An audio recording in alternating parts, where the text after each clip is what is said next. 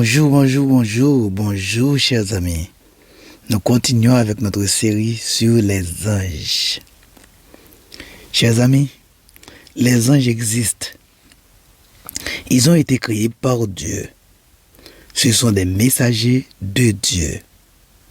Ils sont nombreux et sont au service des enfants de Dieu. Les anges sont des personnes. Ils sont des esprits et se font voir le plus souvent sous la forme d'hommes, mais en Zacharie 5, verset 9, ils ont l'apparence de femmes. Il y a deux classes d'anges, les saints et les déchus, appelés démons. La Bible parle d'archanges, de chérubins et de séraphins. Elle nous dit qu'il ne faut pas adorer les anges et qu'il faut adorer Dieu et Dieu seul. Les anges sont au service du Christ. Les anges rassembleront les élus. Ils ont été les intermédiaires entre Dieu pour donner la loi à Israël. Ils ont été les intermédiaires entre Dieu pour donner la prophétie aux prophètes. Les anges aident les croyants. Ils les protègent, ils les gardent. Ils les conduisent au ciel et les rassemblent au jour où Christ reviendra. Ils sont des agents de la grâce de Dieu. Satan n'est pas l'égal de Dieu. Satan est une créature de Dieu. C'est un ange puissant qui s'est rebellé contre Dieu. Il est appelé le diable, le malin, le dragon, le serpent ancien, le prince des démons, le Dieu de ce siècle, le tentateur, le père du mensonge, et j'en passe. Aujourd'hui, je vais vous parler de la carrière de Satan, de son péché et de son jugement. N'oublie pas, mon ami, de cliquer sur le bouton abonner et sur la cloche de notification. La carrière de Satan. Au début, chers amis, Satan était un bon ange. Il était un chérubin protecteur. Ézéchiel 28, verset 13 à 16. Au commencement, Satan avait une position privilégiée. Ézéchiel 28, verset 13 à 16 dit ceci. Tu étais en Éden. Tu étais couvert de toute espèce de pierres précieuses. Tu étais un chérubin protecteur. Tu étais sur la sainte montagne de Dieu. Tu marchais au milieu des pierres étincelantes. Tu as été intègre dans tes voies. Mais, vous savez, chers amis, un jour, Satan a péché. Ézéchiel 28, verset 15 à 18 nous dit « L'iniquité a été trouvée chez toi. Tu as été rempli de violence. Ton cœur s'est élevé à cause de ta beauté. Tu as corrompu ta sagesse.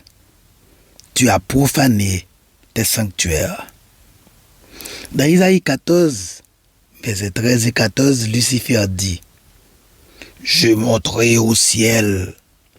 J'élèverai mon trône au-dessus des étoiles de Dieu. Je m'assiérai sur la montagne de l'assemblée. Je monterai sur le sommet des nues. Je serai semblable au Très-Haut. » Chers amis, Satan a été jugé pour ses péchés. Ésaïe 14, verset 15a nous dit que Lucifer a été précipité dans le séjour des morts. Dans Ézéchiel 28, verset 16 à 18, Yahvé a dit « Je te précipite de la montagne de Dieu et je te fais disparaître. Je te jette par terre. Je te livre en spectacle au roi. Je fais sortir du milieu de toi un feu qui te dévore. Je te réduis en cendres sur la terre. » Aujourd'hui, Satan est libre d'agir. Aujourd'hui, il est le Dieu de ceux qui ne connaissent pas le Christ. Mais qu'arrivera-t-il à Satan à la fin des temps? Après la tribulation, il sera banni du ciel. Au commencement du millénium, il sera lié.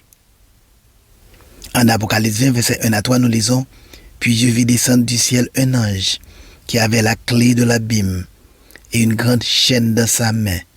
Il saisit le dragon, le serpent ancien, qui est le diable et Satan, et il le lia pour 1000 ans.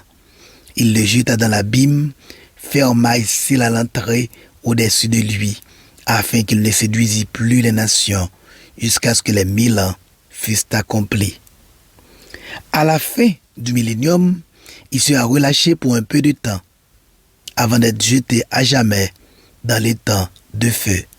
Apocalypse 20, verset 7 à 10, qui nous dit: Quand les 1000 ans seront accomplis, Satan sera relâché de sa prison, et il sortira pour séduire les nations qui sont aux quatre coins de la terre, Gog et Magog, afin de les rassembler pour la guerre.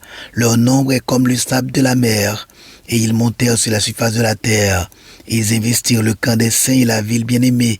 Mais un feu descendit du ciel et les dévora, et le diable qui les séduisait fut jeté dans les temps de feu et de soufre, où sont la bête et le faux prophète, et ils seront tourmentés jour et nuit au siècle des siècles.